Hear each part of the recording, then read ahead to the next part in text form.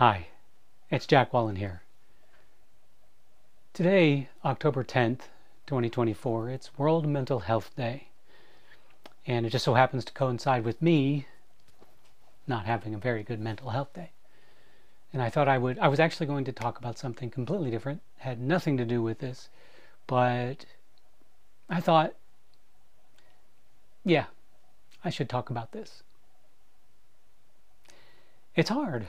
It really is hard to talk about this subject because, and this is why it's so problematic, is that there's always been such a taboo associated with mental health issues. And mental health issues run the gamut from the minor to the life-threatening. Now, I don't actually have a diagnosed issue, although they run in my family.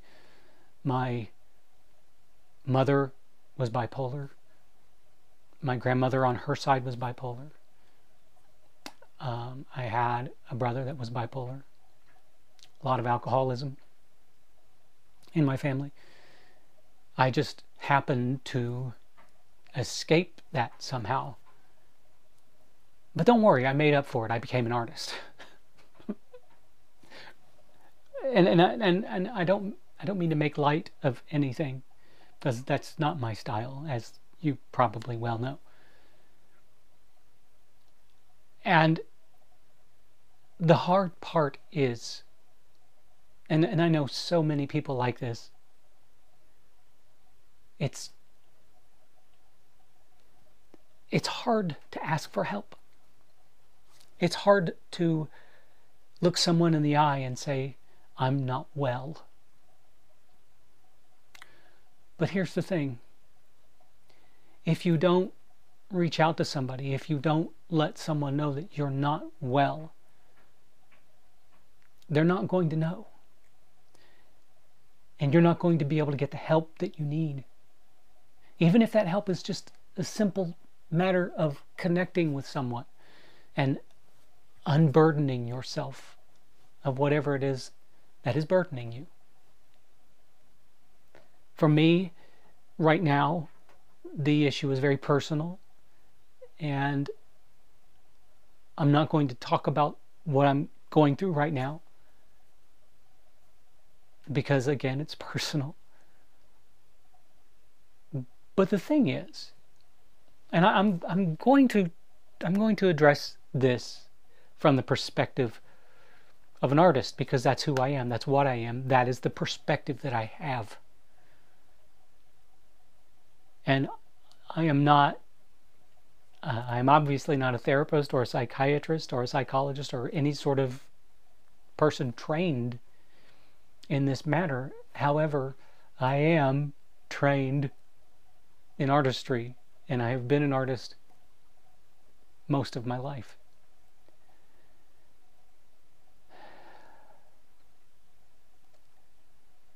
Sometimes I equate being an artist to having some sort of disorder. And I don't mean that in a negative way, because I look at it as positive. And a part of it is that most artists are very, very much in touch with their emotions and their mental and physical and emotional well-being. And because we are so in touch with that, sometimes it is like a raw nerve. And the slightest thing can not trip us up, but trigger emotions. And it's not always a bad thing. Sometimes joy is triggered. Sometimes love is, the whole spectrum of positive things can be triggered. But at the same time, the opposite can occur. And a part of that comes from the struggle, just the sheer struggle of being an artist. Because Now, and I speak about this with a certain authority. It's not easy. Let me kind of give you a glimpse into what it's like being an artist. First and foremost, there is the constant, daily rejection. And that's no exaggeration. And I had to deal with that rejection as an actor for decades. I deal with it as a writer. I deal with it as any aspect of art that I work with. I deal with rejection. And sometimes that rejection is simply being told no. Sometimes that rejection comes in the form of the constant hurdles that are put in our way of reaching our goals. And it really, and sometimes those hurdles are small, and sometimes those hurdles are like that you may as well have put a 100-foot wall in front of us that's just absolutely unclimbable. And sometimes those rejections just come in the form of feeling like the world looks at you with abject indifference, that you don't matter, that the thing or things that you spend hours, weeks, months, years creating will wither in obscurity. And that in and of itself is a hardship, because you look at that thing that you've created and you're very proud of, and you know how much effort you put into that thing, how much time and effort, and in some cases money. And the realization hits you that you may very well be the only one to ever enjoy it. Now, that has its pros. If you've created something and you've enjoyed the creation of it, that's a reality, and that matters. But that can only take you so far as an artist. As an artist, what we do, we create things so that others may enjoy them. That doesn't necessarily mean we're seeking fame and fortune, because I think that most artists look at this with an eye towards reality and truth, and in that being an artist is not a path to riches. In fact, it's often quite the opposite. And I know very many artists who struggle daily just to put food on the table. And they willingly accept full-time jobs, which are often looked at by artists as what we would call the golden handcuffs. That those full-time jobs take us away from the thing that we know beyond any shadow of any doubt that we were put on this earth to do.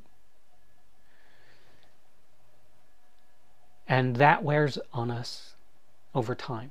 And I know it sounds like I'm whining here, and I know it's you know, these are, everything is relative. Everything is relative. I'm even as I'm talking about this right now, in the back of my mind, I'm thinking, yeah, but you're not in war-torn Ukraine, and you do have food in the kitchen, and you do have a roof over your head and clothes on your back, and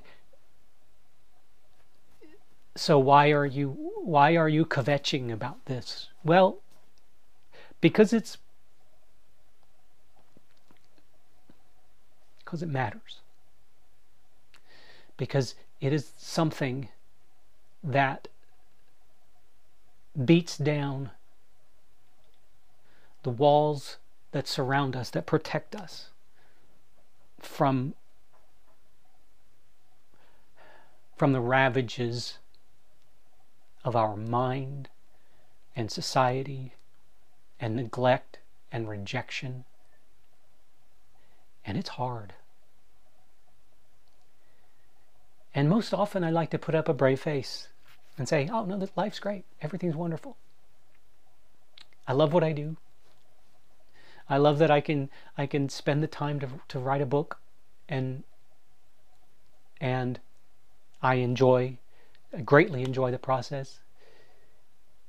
And I know that there are, even if it's just a handful of people out there who enjoy my work. But at the same time, I know that it would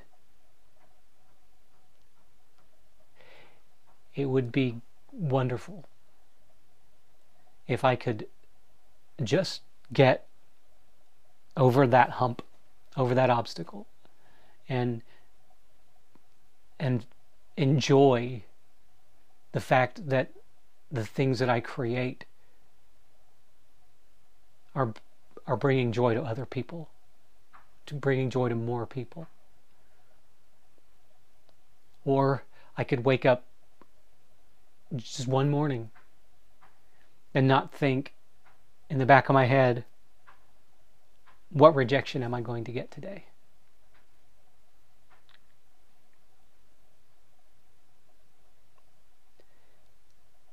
And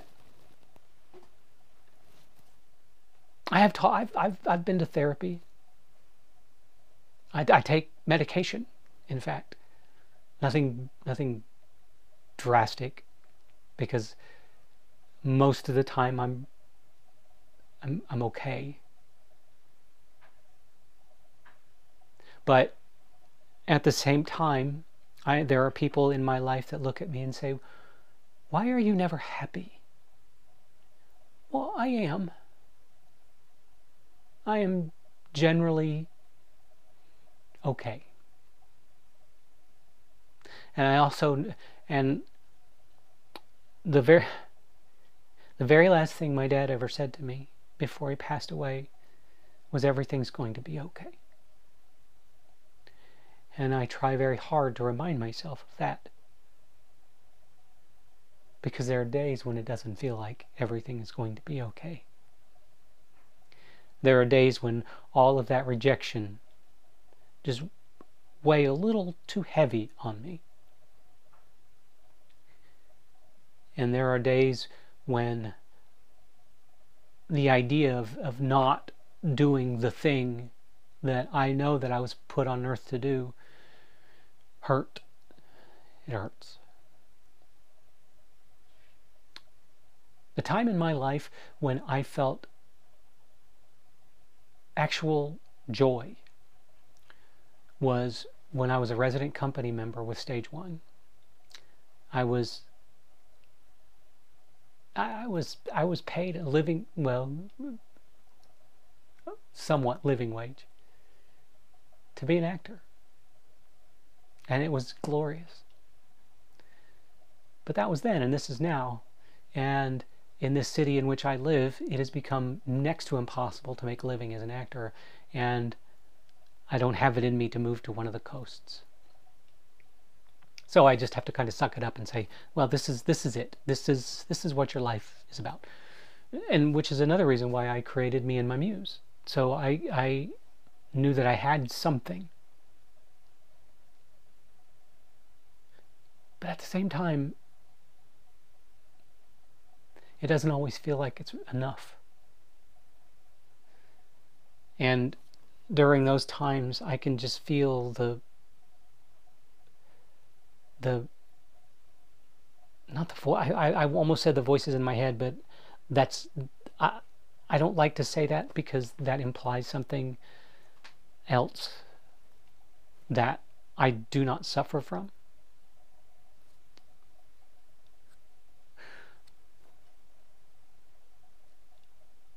I hope that you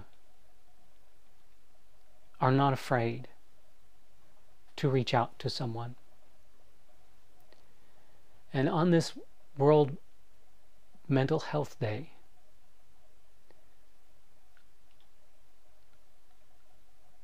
I want you to make a promise to yourself that you will take care of you, and that when you feel the weight of the world bearing down on your emotions and your mental state, that you'll reach out to somebody. It's not hard. It's nothing to be ashamed of. It's not an embarrassment. It will not make you appear weak. In fact, asking for help is a strength.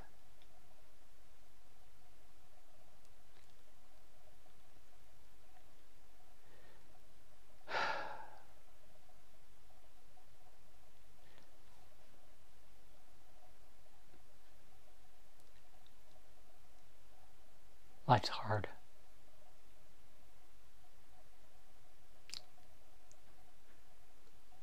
But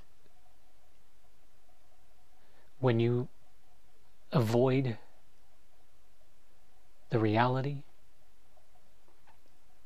of your mental and emotional well-being, life gets exponentially harder. And it doesn't have to be. So, please, if you're struggling, tell someone. Tell someone you know, trust, and love. And if they love you, they will help you.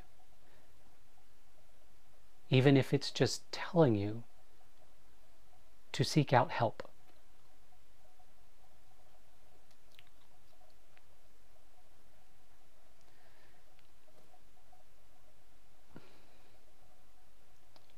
I know that this seems like it's not like me, but I'm a fairly transparent person, and I just wanted to share this with you and let you know, just like my dad said, that everything's going to be okay. Thank you for listening to me. It means a lot to me that you would share your precious time. And I hope that you and everyone you know and love have a wonderful, wonderful day.